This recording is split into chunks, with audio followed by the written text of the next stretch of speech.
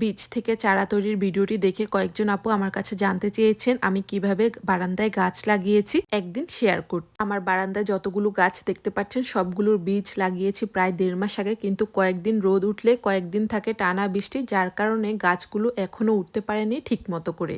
মাত্র অল্প কয়েকটি গাছ উঠেছে আর বাকিগুলো দেখুন কত ছোট ছোট, কারণ কয়েকদিন পর পরে এত ঠান্ডা পড়ছে, মনে হচ্ছে এবারের ঠান্ডাটা যেন যাচ্ছে না। কিছু কিছু গাছ একটু বড় হয়েছে, তাই ভাবলাম আজকে আপনাদের সঙ্গে শেয়ার করি আমি কি কি গাছ লাগিয়েছি বা কিভাবে বারান্দায় রেখেছি সবগুলো গাছ। এটা হচ্ছে আমার কেরালা সিমের গাছ, খুব আগ্রহ নিয়ে এই গাছটি লাগিয়েছি, দেখা যাক ফলন আসে কিনা। আমার এখানে যতগুলো ঝুড়ি, বাকেট বা টব বা যেটাই বলুন না কেন, যেখানে আমি গাছ লাগিয়েছি সবগুলোই কিন্তু আমি ডলার ট্রি থেকে নিয়েছি। শুধুমাত্র হোম ডিপো থেকে 2টো বালতি এনেছি, সেই বালতিতে সিম গাছ লাগিয়েছি, আরেকটি বালতিতে ইচ্ছে আছে বরবটি গাছ পরবর্তীতে ট্রান্সফার করে নিব। আসলে সত্যি বলতে আমি এখনো অত বেশি টাকা খরচ করতে চাচ্ছি না, যেহেতু বারান্দায় করছি তাই অল্প স্বল্প যেভাবে সম্ভব হচ্ছে অল্প টাকার মধ্যে আমি করে নেওয়ার চেষ্টা করছি।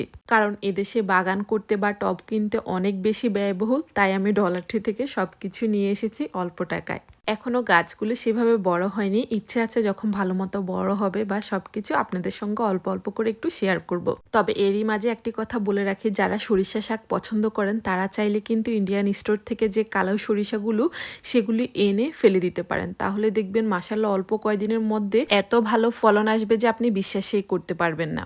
আমি কিছু পরিমাণ ধনিয়া আর এর সঙ্গে কিছু পরিমাণ সরিষা দিয়েছি, দেখলাম একটা ধনিয়া গাছও উঠেনি, কিন্তু প্রত্যেকটি সরিষা থেকে মাশাআল্লাহ কত সুন্দর করে গাছ উঠেছে।